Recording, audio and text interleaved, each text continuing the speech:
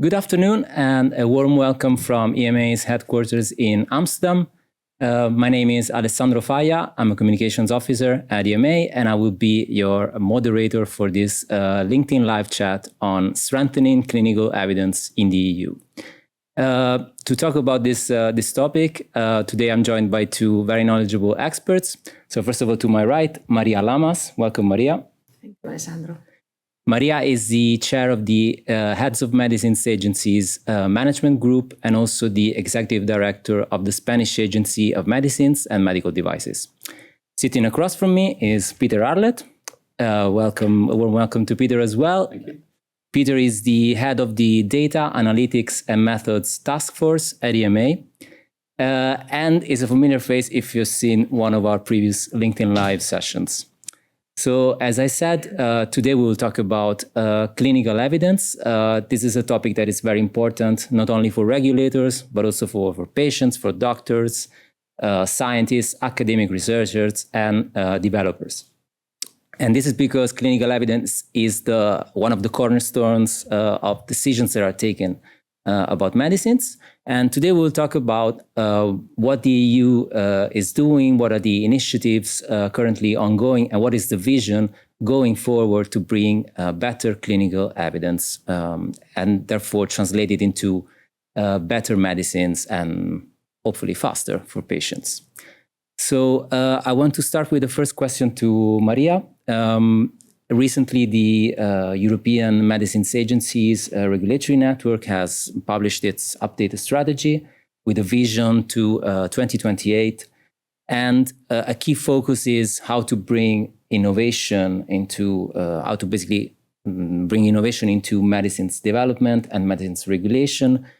And so it would be good if you could give us a sense of how this topic of innovation also is relevant for clinical evidence, so to generate better clinical evidence in the EU. Thank you. Thank you for the question, Alessandro, and also thank you to the EMA, Peter, for inviting me to participate in this dialogue on behalf of the network of the heads of medicines agencies for this important topic. And you are right, we have recently adopted the new strategy, and we call it EMANS to 2028, which is a logical evolution from the previous one that tries to harness the scientific and regulatory advances, the opportunities that these advances will bring us, and also to rise up to the challenges of these rapid changing times we are going through. And this strategy is deployed through 6 different thematic areas, strategic areas. 2 of them are quite related with innovation and with the quality of evidence and generation of evidence. One of them is digitalization, which is instrumental for generation of evidence. And the other one is innovation, regulatory science regulation and competitiveness, we call it like that. And in this area, we have the aim, among others, to foster the generation of high quality evidence throughout the whole cycle life of medicines, from preclinical, harnessing the new models that decrease the need of using animals, embracing the 3 R's principles, through the clinical trials that develop the clinical parts of the medicines, to the pharmacovigilance and to improve the vigilance of the safety of medicines in real life. But we have a special focus on clinical trials because we know that clinical trials are strategic at this moment for different reasons. And for that, we will deploy a number of activities that our working groups will take on, like offering scientific and regulatory advice to researchers. We'll try to increase the competence of SMEs, researchers that are sometimes far from the regulatory pathways. We will try to modernize the methodologies and the designs of clinical trials to make possible to use all different data, to include the AI as support of the generation of clinical evidence. Many different activities that we are now planning to achieve this goal. It looks like there's a lot of moving parts and a lot going on. Before I ask a question to Peter, I forgot one of my main duties as a moderator was to actually explain that after this first initial discussion, we would like to hear from you. So you are encouraged to post your questions in the comments section of the live, and we will get to the questions after this first introduction. So sorry about that. Peter, so Maria explained this new vision that's been developed at EU level. You and Maria are also among the co-authors of a paper which outlines a vision for high quality clinical evidence going forward. Can you talk to us about the key features of this vision? Well, thanks for the question. And Maria's outlined, if you like, vision at a strategic level. Maybe I can outline vision more at an operational level. I mean, the starting point is that we believe that the core of a successful marketing authorization application is excellent clinical evidence. We believe that with excellent planning and excellent execution of the evidence generation pathway, we can deliver a fast path from innovation to safe and effective medicines. We've just published a paper in Clinical Pharmacology and Therapeutics, which sets out that vision for excellent clinical evidence. And maybe I can just spend a minute or two outlining some of the key features of that vision. The first and central part is that the development of medicine, so evidence generation pathway, should be guided by the patient voice central. So when does a patient or what benefits does a patient think are the most important? What is the tolerance of patients for a particular side effect? What are the unmet medical needs in the view of patients? The next part of our vision is that all clinical development should be planned, and that planning should be based on what has gone before, so existing data, information and knowledge, so previous clinical trials, previous observational studies, previous products that have succeeded, previous products that have failed. Another key principle is that it is the research question that should dictate the type of study. So in the past, sometimes we've seen a rather one-sided view where certain developers of medicines focus only on clinical trials, others put a heavy weight on observational research. We believe it's the research question that should dictate the choice of study. Just touching on clinical trials again, in the context of the paper and this vision, operational vision for better clinical evidence, we believe clinical trials are absolutely at the core of clinical evidence and always will be, but they do need to be better, smarter and faster. And maybe we can come back a little bit later and talk about how we're supporting clinical trials. In complement to clinical trials, we have real-world evidence, and we believe that real-world evidence should be enabled. So how do we access and analyze real-world data? But also the value in decision-making of real-world evidence in different use cases needs to be explored and established. So enabling the use and establishing the value of real-world evidence is very much part of this vision. Finally, we believe that trust in research and development, trust in pharmaceuticals, trust in regulation will be supported by very high levels of transparency. So that's the final part of our vision. If this vision is put in place across the spectrum of stakeholders, we believe it'll deliver this fast path from innovation to safe and effective medicines. Thank you, Peter. And I believe we will publish also the link to the paper for those of you who are interested and want to read the whole thing. Maria, I guess we cannot talk about evidence and high quality clinical evidence without talking about clinical trials. And this is an area where you're personally very, very involved, because there is an effort at the EU level to strengthen also the clinical trial ecosystem. So can you tell us a bit about this and about what makes Europe an attractive destination for clinical trials? Yes, indeed. I think that Europe is an excellent place to conduct clinical trials for many reasons, very specific European reasons. But on top of that, we are very active, the network participating under the ACT-EU initiative that has the ultimate goal of making Europe the most attractive place to conduct clinical trials.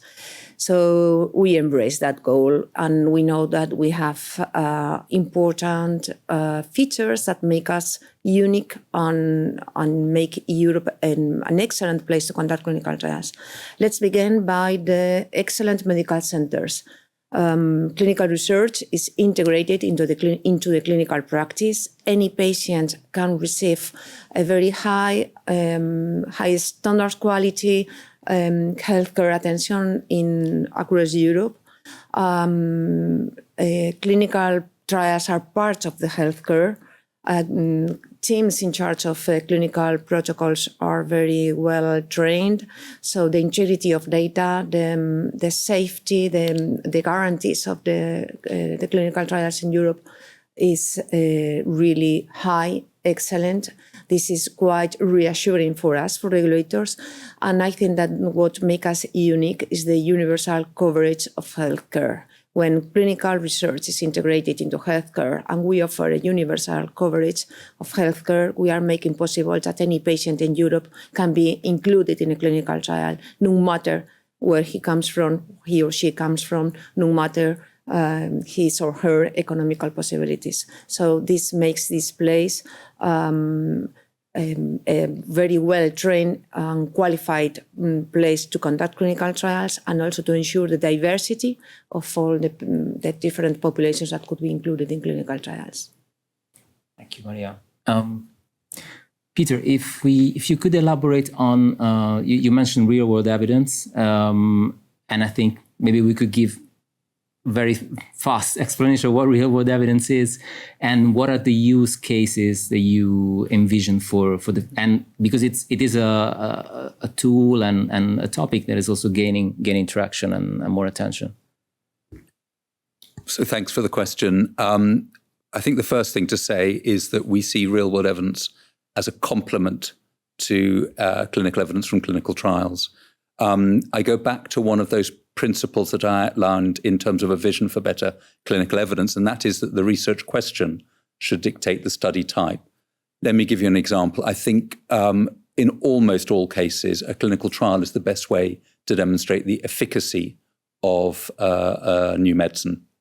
In contrast, if you want to understand how a medicine is used in everyday medical practice, if you want to understand the safety of a product in everyday use, you can't do that in a clinical trial. You have to do that using observational studies, and observational studies are the methods that we mean when we say real-world evidence. So real-world evidence is the analysis of healthcare data, essentially, data collected in everyday medical practice. And you're right when you say that it is increasing in its importance. But again, I emphasize as a complement, not as a competitor to clinical trials. One of the reasons for this is that there is increasing investment in digitalization in health records going from paper to electronic form. We also have policy investment. I'm thinking particularly of the European health data space, which will enable greater access to these data. And with greater access, we can do bigger studies and answer perhaps more complex questions than we could in the past. You asked about use cases. So we have been talking in detail to our committees. We've also been talking to the national competent authorities, to HTA bodies, to payers, also some of the European agencies, particularly the European Centre for Disease Control. And what we've identified is some very compelling use cases for real-world evidence throughout the life cycle of a medicine. If I start with early development, maybe we can understand the feasibility of a clinical trial by looking at disease epidemiology, so the distribution of disease in populations using real-world data. We can look to see if a disease is similar in adults and children, which might help us understand whether a clinical trial should be done in children. And can we maybe use there were a recent couple of recommendations from the CHMP, our Medicines Evaluation Committee, and the PRAC, who actually use real-world evidence. Yeah, no, that's a nice question because let's be concrete. It is a bit hypothetical, my answer before.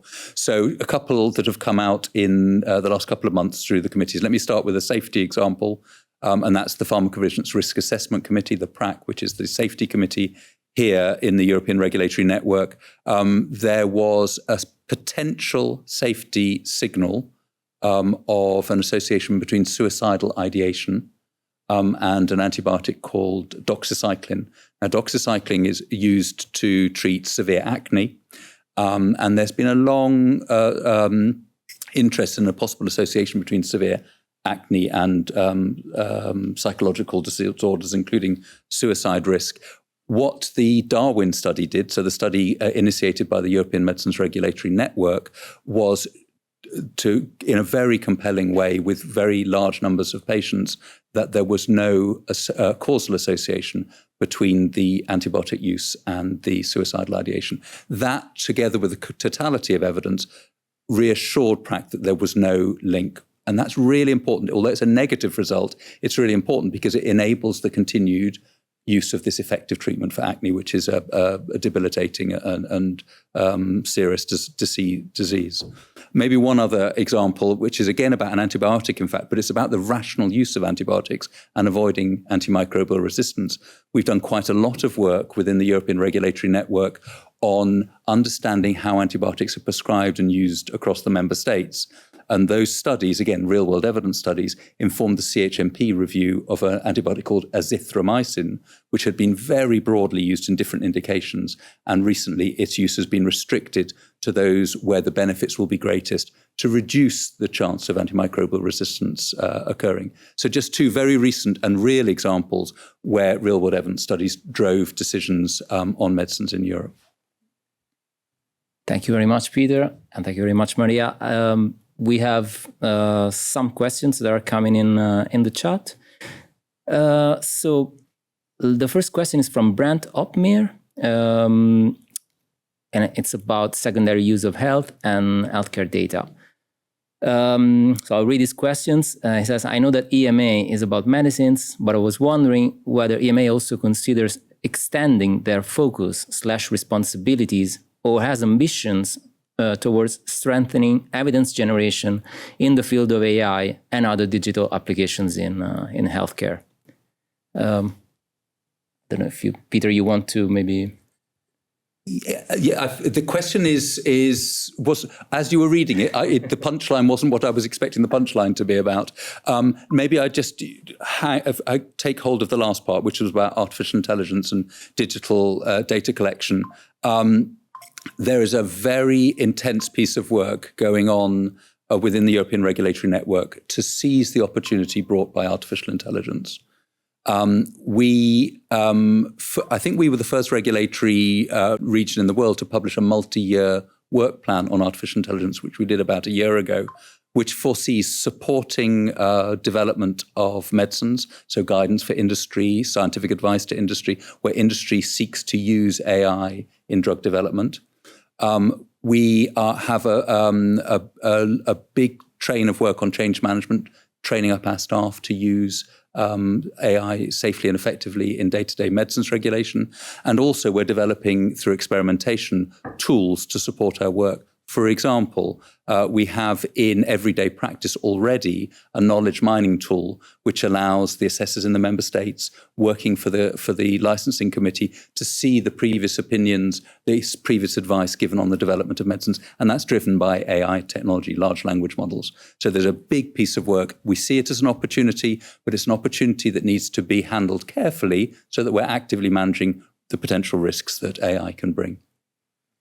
Maria, maybe you want to complement with the vision also from the... Sure, because I don't know if the question... Sorry. Yeah, happily I will take the question because probably the question was also targeted to the use of AI in the healthcare out of the regulation.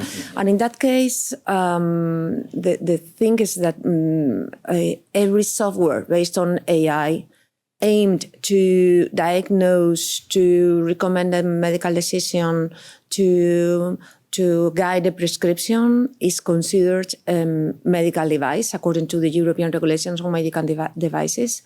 So this kind of software follows two regulations, the specific one for medical devices, health sector, and the regulation on AI And there are strict rules to ensure the integrity of data and the vigilance of the use of these devices.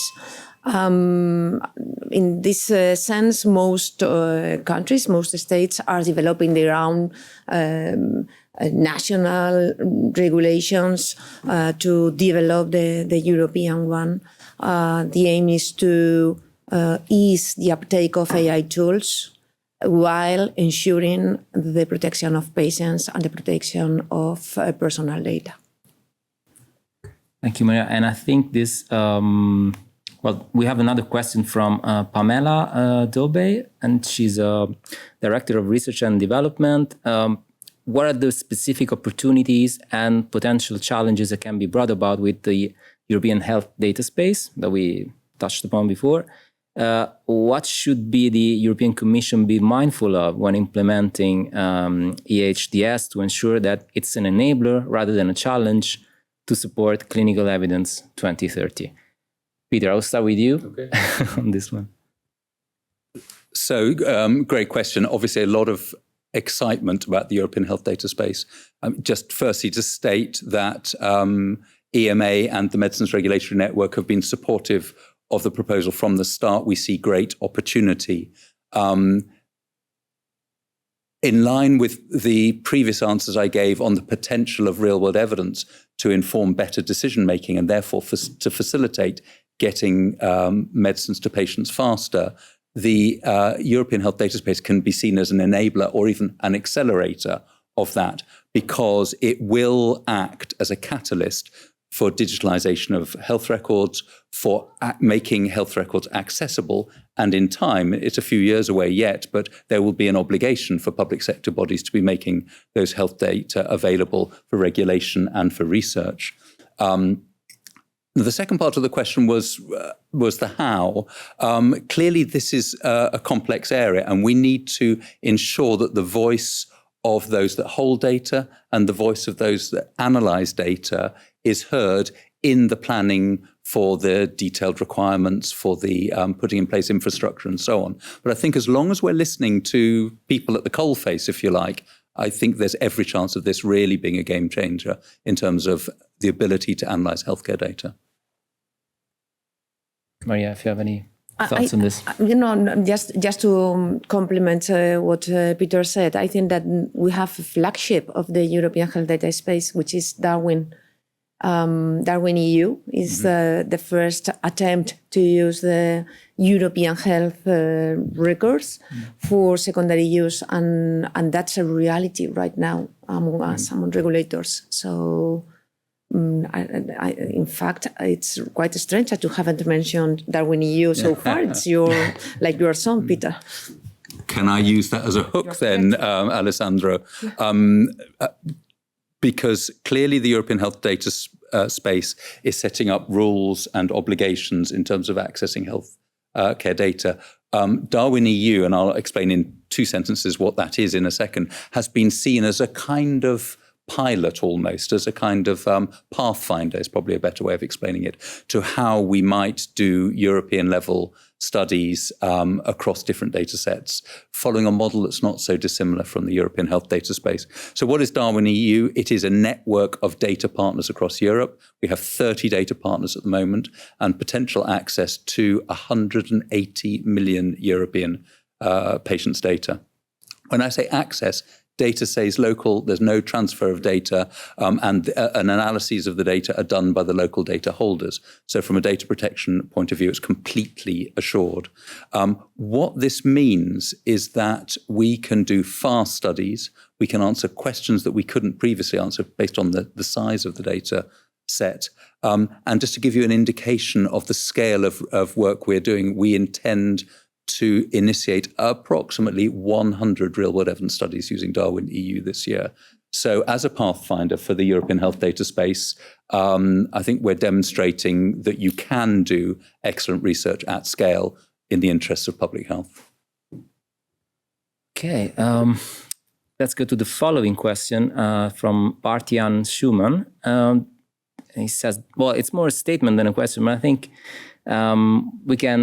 it's probably a person that didn't have the time to to see the start of this live, so we can remind them of some important messages that we shared at the beginning. So he says the most important part of clinical trials and real-world data is not the clinics nor the doctors, but the patients and their view on what is important for their health. And indeed, we said at the beginning that the vision for new clinical evidence is guided by the patient's voice. So maybe we can reiterate that. But Maria is co-chair of the multi-stakeholder platform on clinical trials. So maybe, Maria, you could... Under the umbrella of the ACT-EU initiative, one of the, for me, the most impactful actions is the creation of this multi-stakeholder platform. This platform brings together patients, researchers, research organizations, industry, and regulators. And we receive the direct feedback from the stakeholders, including patients, of course. So it's very enriching. I think that this helps us to prioritize actions to get the most of the regulation, or even to understand how regulation should be fixed, or how we can adopt our internal work plans or guidelines to serve to the purpose of the regulation. And in this sense, having the voice of patients there is really essential, because this is what guides our actions. Because as the statement says, the most important part of clinical trials are patients. Clinical trials are done because patients need new medicines. Can I compliment? So one of the priorities that came from patients through ACT-EU was to have greater access to information about clinical trials, particularly clinical trials that are enrolling. And this is where patients, perhaps with a rare disease, don't know how to access a clinical trial. As a direct result of that feedback through ACT-EU, we launched the trial map. And if people in LinkedIn want to, they could probably Google ACT-EU trial map, and it'll take you directly to it. It's an interactive map. And I can also ask the colleagues in the background to post the link in the chat. Perfect. But what it does is allows you to, in a very user-friendly way, zoom into where you live, to search by a particular disease and to find a clinical trial that's recruiting. Well, the one that's recruiting nearest to you. It may not be in your neighborhood. That's a game changer, potentially, because it empowers patients to then ask questions to their healthcare professional about whether they might be able to enroll. And that's directly based on the feedback of the multi-stakeholder platform. And also importantly, you can use lay language to search through the map. So this is important for patients because they don't need to be an expert in terminology. They can use their own language to find the clinical trial or the clinical protocol they would like to be included in, or to consult which centers in their area are developing clinical trials against certain diseases. Perfect. We have another question from Masoud Toussi, pharmacoepidemiology expert, and I think he sends his regards to you, Peter. Good to hear from you, Masoud. Has a specific question on external control arms. As I understand, the position of EMA is that those situations where we have a single-arm clinical trial, which could or could not be accompanied by an external real-world evidence arm, the single-arm trial shall be self-sufficient. What motivates this reasoning? And in this case, what would be the use of an external control arm? We're going very technical, but... So, Masoud, thank you for that question. The fact that we published a document on this is because it's relevant to committee decision-making. The CHMP, particularly for rare and very rare diseases, is seeing that we don't always have a randomized controlled trial. And therefore, we need to help sponsors, industry, academia, to design the evidence, the best evidence they can, given the challenges. What I would refer you to, and I like your question because of this, on the 3rd of November, we're planning to have a public workshop on external controls.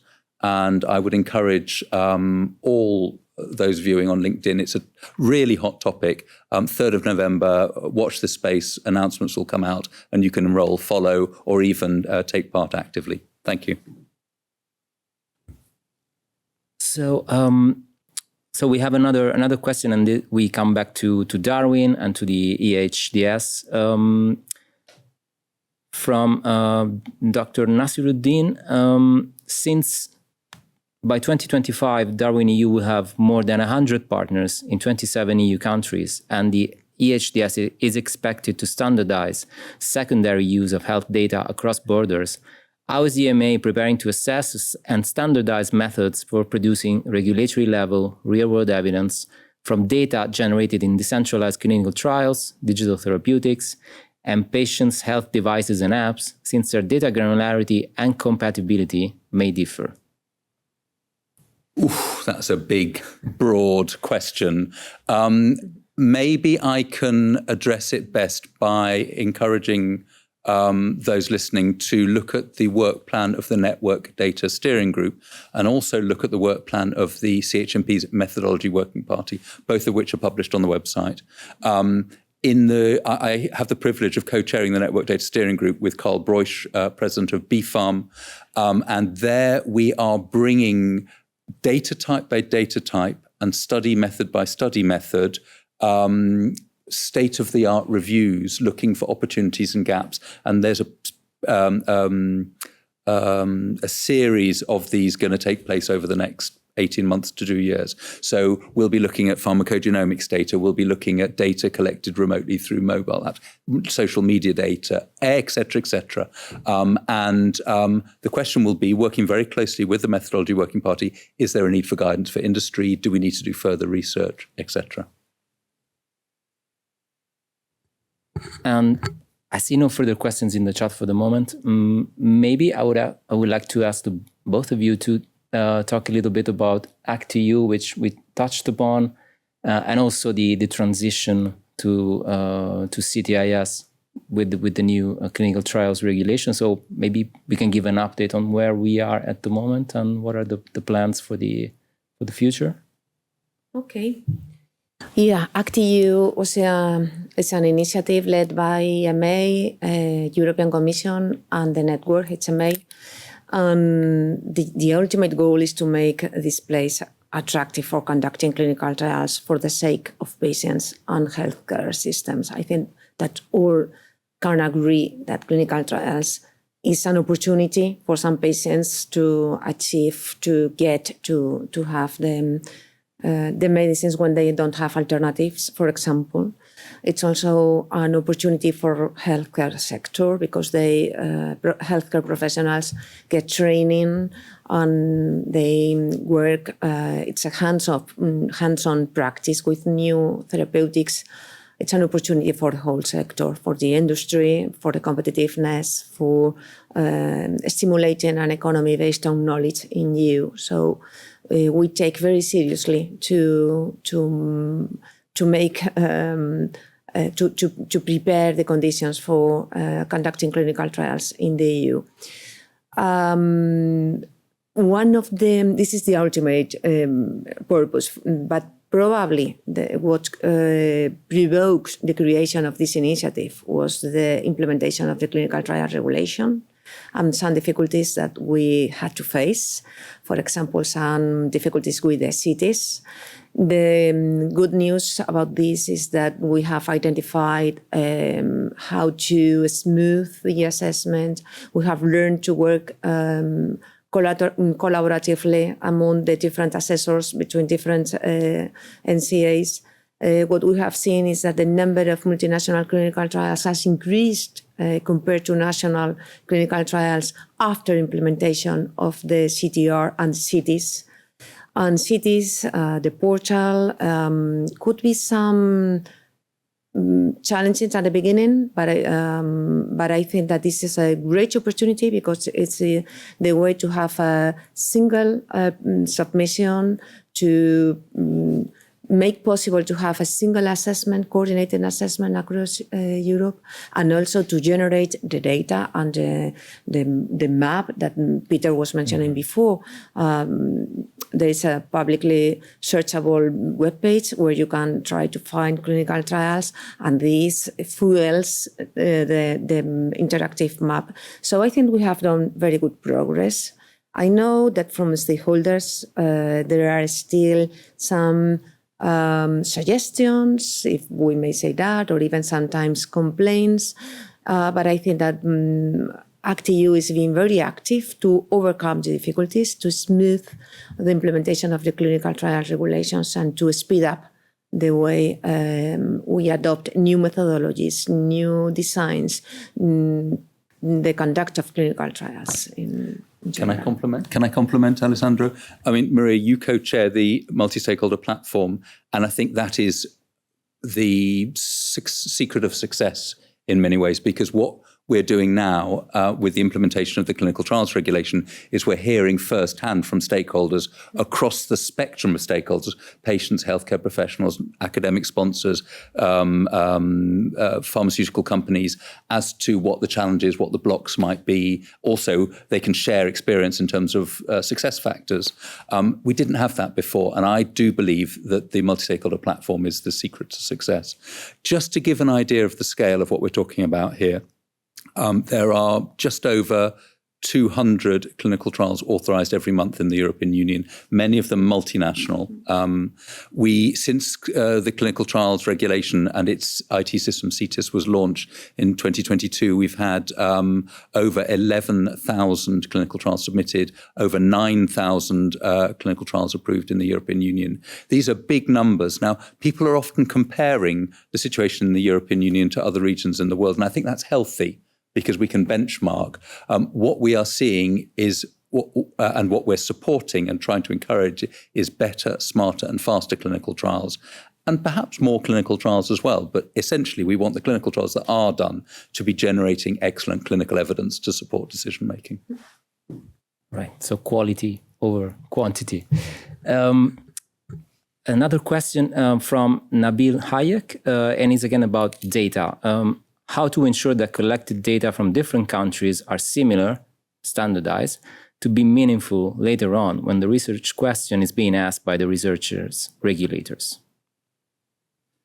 Okay, so maybe I can have a go at this one. So let's be clear, different healthcare systems collect data in different ways, in different forms, in different languages, in different formats. And that is the reality that is not going to change from one day to the next. So we have to live in this, in a world with this complexity. The approach we're taking with Darwin EU is to use a common data model. Now, what does that mean? It is a way that you transform the data in whatever its original format and language into an agreed format, and then you map across the different languages and terminologies. And what that allows, once you've done that heavy lifting, if you like, that initial investment, it then means you can run studies very quickly across data sets where the original, if you like, raw data was quite disharmonized. But with the common data model, you can then do studies at scale across different countries. And we're doing that very successfully. And as I said earlier, 100 studies to be initiated this year. The reason we can do that is because of the common data model, which is our methodological approach.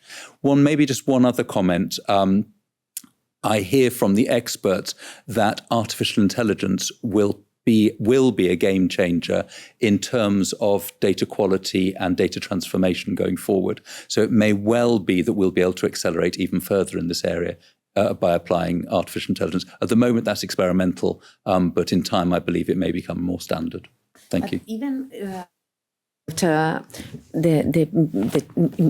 even before we adopted the AI to convert normal data in operable data, I think that we have done a very good progress with the standardization of data, with adopting the common model that you mentioned before, and that's real. today. That's what makes possible Darwin EU, for example, where different databases are integrated. And one of them, I can speak of this topic because we run in our country, in Spain, we run a massive database, BFAP, with more than 20 million electronic records from an average with 10 years follow-up. For every patient. So, and all these data can be used along with data coming from other databases. First, because we have worked on the standardization and interoperability. And secondly, because we have all adopted this common model. And this makes possible these observational studies. So nowadays, it's a real thing that we can use data coming from so different sources with guarantees of integrity. And Alessandro, can I use the opportunity just to throw a compliment to the Spanish Medicines Agency, but also to the Spanish healthcare systems, because the Spanish healthcare data that is available for secondary analysis is excellent. It is one of the prime data sources that's used within the European Regulatory Network for Studies. And the reason for that is because of the investment that's been taken over the last 20 or so years in standardization, accessibility, curation of data, and so on. So all credit to the Spanish healthcare system.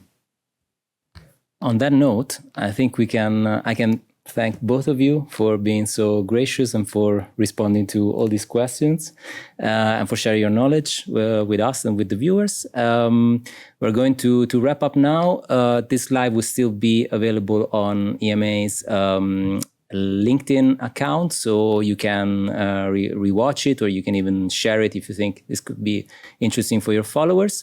A side note from my side, we have just published, so EMA has just published the annual report for 2024, and you can find it on our homepage. It has lots of data, also a digital version that's very interactive. So I think it's a good source to check if you're interested in these topics as well. Again, thank you very much for your time, and we will see you next time.